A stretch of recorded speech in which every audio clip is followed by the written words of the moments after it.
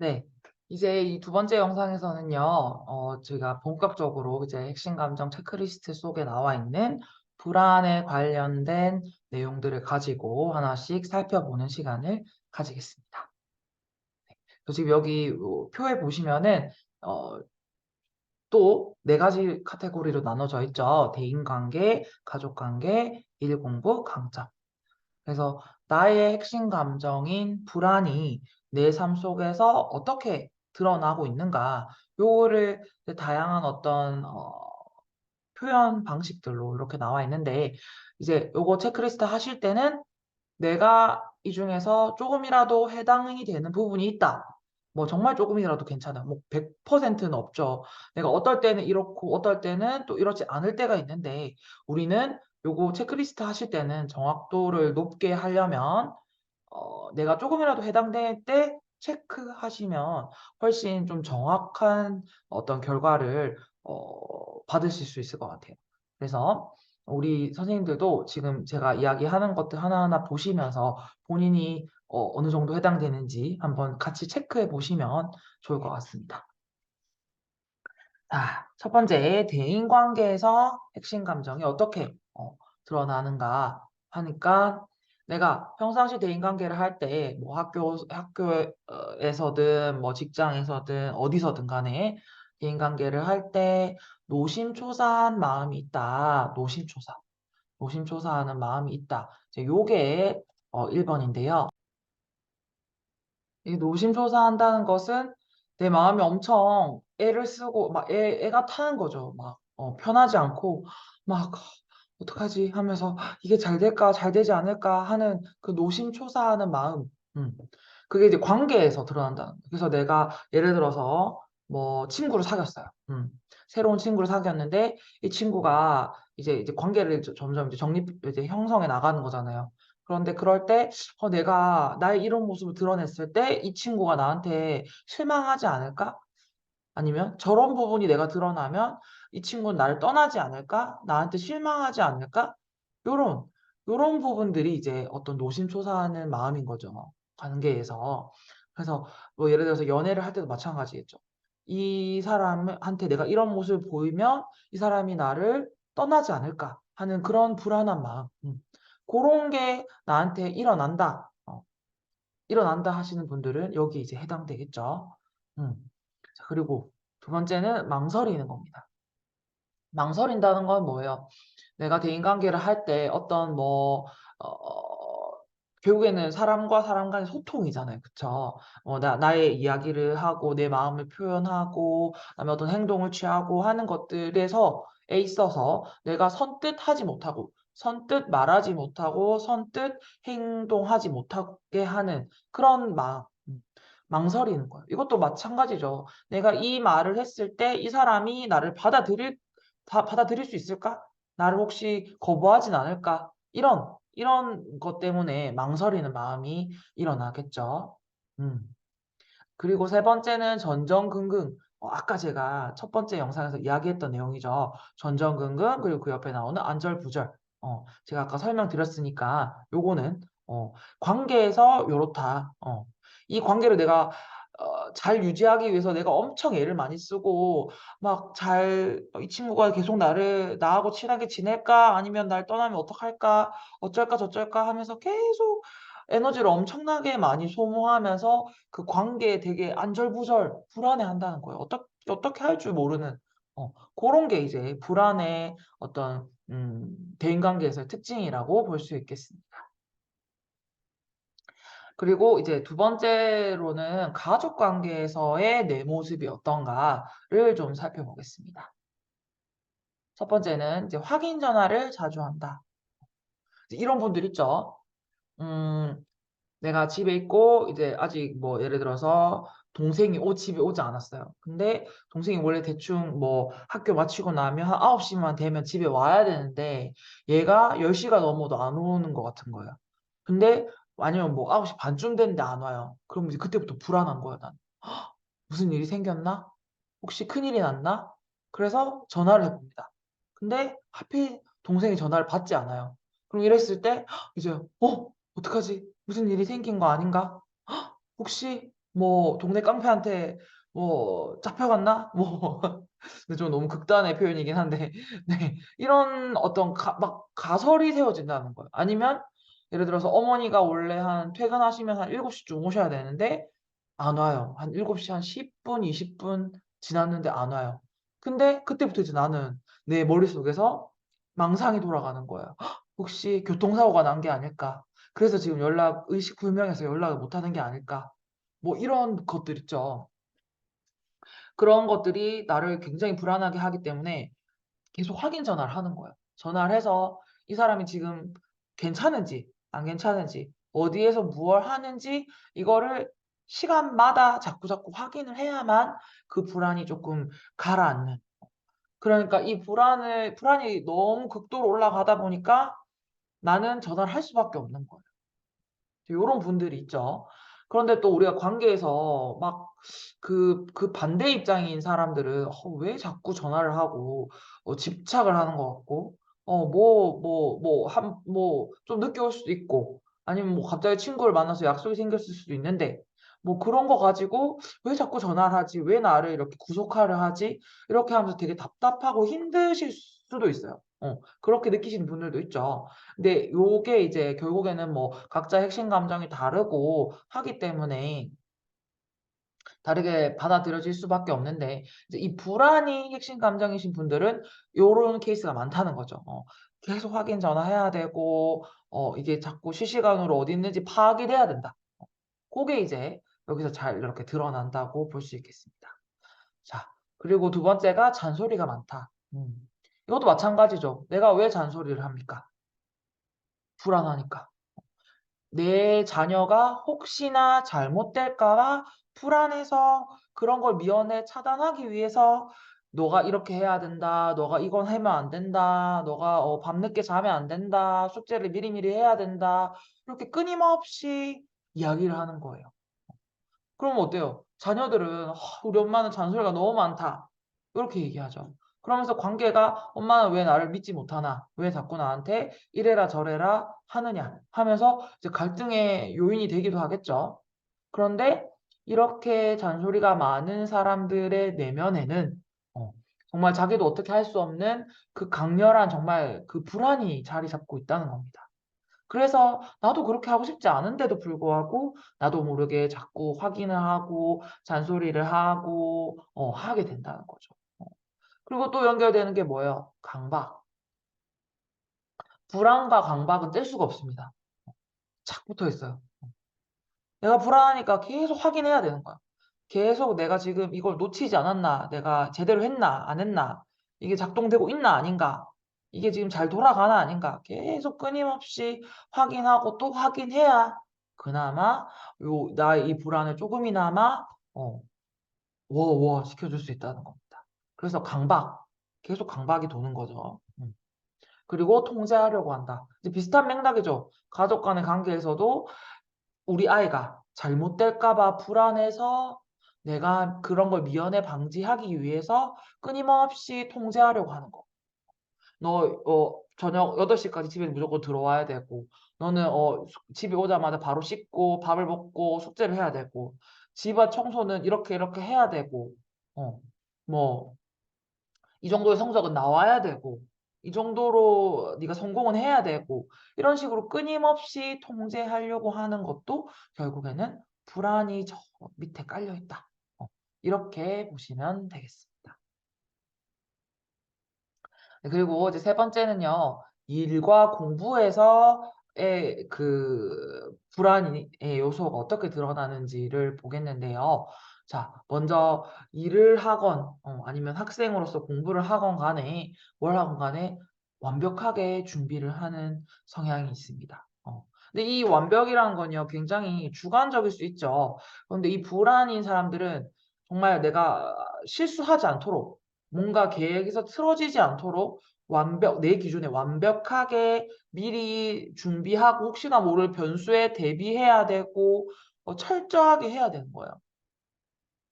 그렇기 때문에 내가 일을 하거나 공부를 할 때도 미리미리 완벽하게 준비를 한다든지 아니면 여기에 세 번째에 나오는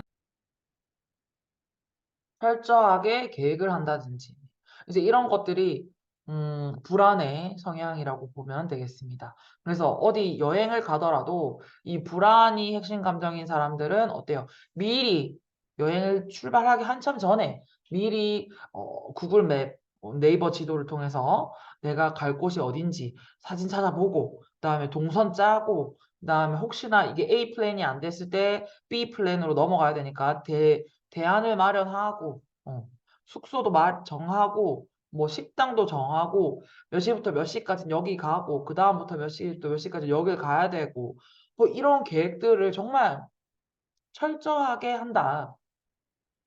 그게 이제 어떻게 보면 또 불안의 강점이 되기도 하겠죠. 음.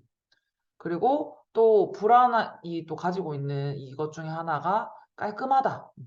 그래서 내가 어떤 일을 하거나 공부를 할 때도 어때요? 불안의 요소가 남아 있으면 일이 잘못 틀어질지도 모른다는 그게 계속 씨앗이 있겠죠. 그러니까 그런 것을 미연에 방지하기 위해서 내가 일 처리를 굉장히 깔끔하게 하는 겁니다. 다른 말이 안 생기게, 다른 변수가 안 생기도록 최대한 깔끔하게 하는 거. 그것이 또 이제 하나의 특징이 될 수 있겠고, 그리고 또 마지막으로 여기저기 손을 댄다. 요게 무슨 말인가 하면 내 불안이 있기 때문에 어떤 한 가지 일에 몰두해서 그것만 쭉 파고 들어가는 건 너무 힘들 수 있다는 거야. 왜? 내 불안이 너무 강렬하기 때문에 내가 이 한 곳에만 할 수가 없는 거예요. 내 온 신경이 여기도 갔다가 저기에도 갔다가 막 왔다 갔다 왔다 갔다 할 수 있거든요. 그래서 불안이 핵심 감정이신 분들은 공부를 할 때도 한 과목만 파는 게 아니고 예를 들어서 뭐 국어 했다가 갑자기 수학을 하다가 또 막 영어를 하다가 다시 뭐 수학을 하다가 이렇게 왔다 갔다 왔다 갔다 요렇게 하시는 경우가 많다. 요렇게 볼 수 있겠습니다.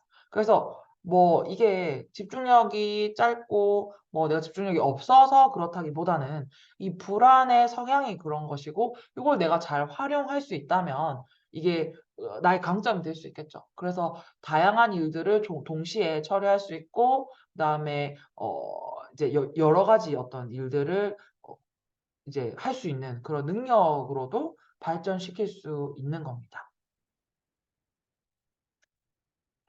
네. 그리고 이제 마지막 카테고리가 이제 강점인데요. 요 강점에 대해서 한번 보겠습니다. 제가 이전 영상에서도 이야기했지만 강점을 좀 눈여겨서 봐줬으면 좋겠다라고 이야기했습니다. 왜? 왜냐하면 핵심 감정은 결코 뭐 나를 힘들게만 하고 나의 어떤 단점처럼만 받아들일 것이 아니라 나를 정말 힘들게 했지만 그런 힘든 과정과 경험을 통해서 나한테 정말 힘이 되고 나에게 어떤 장점, 강점으로 길러진 부분들이 있다는 거. 그래서 동전의 양면 이 얘기 제가 정말 많이 했죠. 그래서 우리 선생님들께서도 이 강점을 한번 보시면 좋을 것 같아요. 첫 번째, 순발력이 있다. 순발력. 이게 불안이 굉장히 불안하기 때문에 막 왔다 갔다 하는데 그 불안 덕분에 또 굉장히 순발력이 있습니다. 그래서 그냥 왜냐면 그게 샥샥샥 이렇게 바로 파악이 되는 거죠, 이제. 항상 불안하기 때문에. 그래서 그 정말 남들이 "오." 하다가 나는 이미 다 파악하고 던지는 거예요. 순발력 있게 아주 빠릅니다. 그래서 요런 어떤 불안의 강점이 제일 이렇게 잘 드러나는 게 이제 뭐 그 지금 연예인 중에서는 뭐 유재석 님 같은 경우에는 이제 불안이 달란트라고 불안이 핵심 감정이라고 보고 있는데요. 그래서 그 불안 때문에 어때요? 유재석 님 보면 굉장히 일을 철저하게 준비하시고 술도 끊고 뭐 러닝맨 때문에 담배도 끊고 뭐 이러시잖아요. 그리고 뭐 매일 아침에 신문을 읽으시고 그러면서 또 동시에 잔소리도 좀 많으신 것 같고 근데 요런 것들이 있으면서 동시에 굉장히 어때요? 순발력이 있기 때문에 탁탁탁 분위기를 파악해서 그 어떤 게스트의 어떤 강점을 싹 끌어내서 이렇게 그 사람이 살 수 있도록 이렇게 분위기를 주도한다든지 이제 이런 엄청난 강점이 있다는 거죠. 그래서 또 유재석 님뿐만 아니라 저 같은 경우에도 이제 좀 저는 이제 이 순발력이 꽤 있다. 라고 생각을 하는데, 이제 그것 중에 하나가 제가 지금 떠오르는 거는 지금 이 유튜브를 찍는 요 상황 자체도 저의 어떤 불안을 잘 활용하는 것 같아요. 왜냐하면 저는 이제 이 유튜브 촬영할 때 스크립트를 하나하나 만들진 않아요. 뭐 예를 들어서 내가 이런 말을 해야지 하면서 이렇게 대본처럼 한 줄 한 줄 한 줄 준비하진 않고요. 이제 크게 뭐 큰 틀을 이렇게 그냥 짜 놓고 그냥 나오는 대로 이야기를 하는 편인데, 물론 제가 뭐 원큐에 그냥 녹화를 끝내는 건 아니지만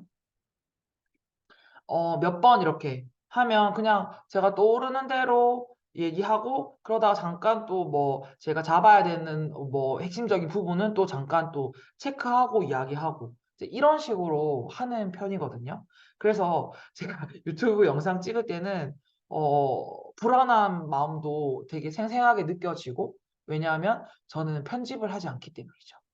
제가 사실은 유튜브 초짜여 가지고 편집을 할 줄 모릅니다. 아니고 모른다라기보다는 아직 그 기술을 안 제대로 제가 잘 모르고, 그리고 사실 편집을 할 엄두가 잘 안 나 가지고 그냥 저는 원큐에 찍어서 올리거든요. 이제 물론 제가 중간에 이렇게 어 찍다가 말하다가 멈추고 또 찍고 하는 건 있지만 편집은 하지 않아요, 제가. 그러다 보니까 이 굉장히 찍을 때마다 살얼음판에 올라간 듯한 그 불안함이 있고, 또 동시에 또 그 불안함 덕분에 이제 순발력으로 이렇게 넘기는 요런 부분이 있습니다. 그래서 이제 요런 강점이 있다, 이렇게 보시면 되겠고요. 그다음에 두 번째는 세세하게 표현을 한다. 이제 이것도 불안의 강점 중에 하나입니다. 불안하기 때문에 내 안에 있는 말, 내가 느끼는 것들을 다 표현해야 돼요.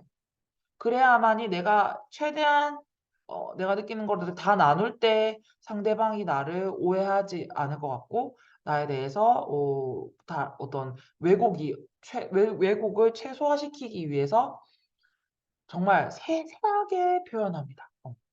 그것도 어떻게 보면 강박하고도 연결되죠. 강박이 있기 때문에 내가 느낀, 예를 들어서 뭐 집단 상담을 하는데 거기서 이제 자기의 이야기를 표현해 봐라 했을 때 내가 느끼고 생각했던 것들을 A부터 Z까지 다 표현해야만 내가 좀 이게 편안한 거야, 마음이. 그게 이제 불안의 특징이라고 볼 수 있겠습니다. 그리고 세 번째는 분위기 메이커. 요것도 아까 이야기했던 거랑 좀 비슷한데요.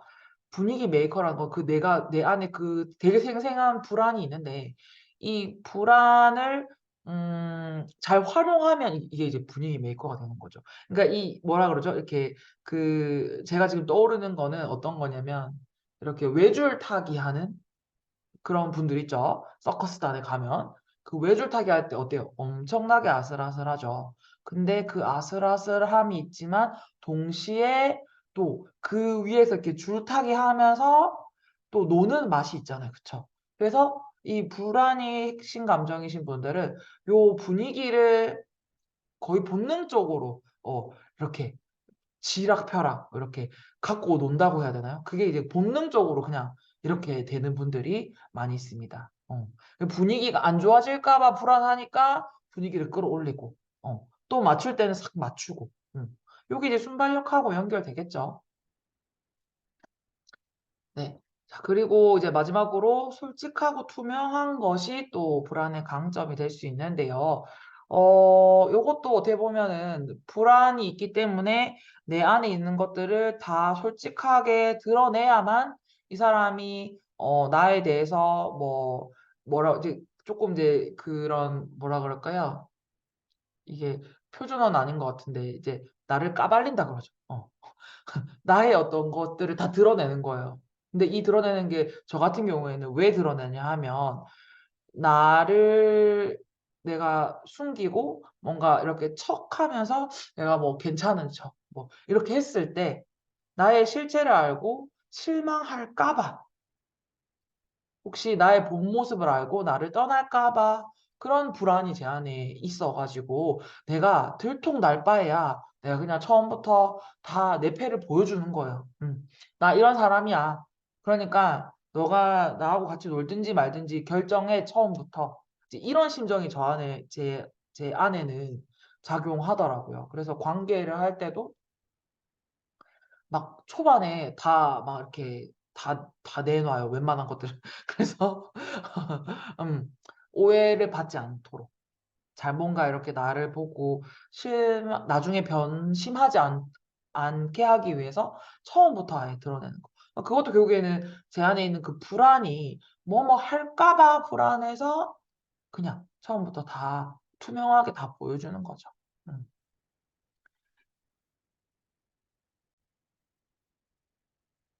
네, 이렇게 해서 오늘은 불안이 나 핵심 감정인 경우에 대해서 한번 살펴봤습니다. 음. 네, 오늘도 이렇게 귀한 시간 내주셔서 감사드리고요. 혹시나 이 핵심 감정과 관련돼서 궁금한 점이 있으시거나 뭐 그 이외에도 뭐 다양하게 뭐 본인이 경험하신 거, 느끼신 거 아니면 뭐 질문들 이런 것들 편하게 댓글에 남겨주시면 제가 최대한 빨리 답변을 드리도록 하겠습니다. 네, 오늘도 이렇게 함께 해주셔서 다시 한번 감사드리고 네, 저희는 또 다른 영상으로 다시 만나겠습니다. 네, 감사합니다.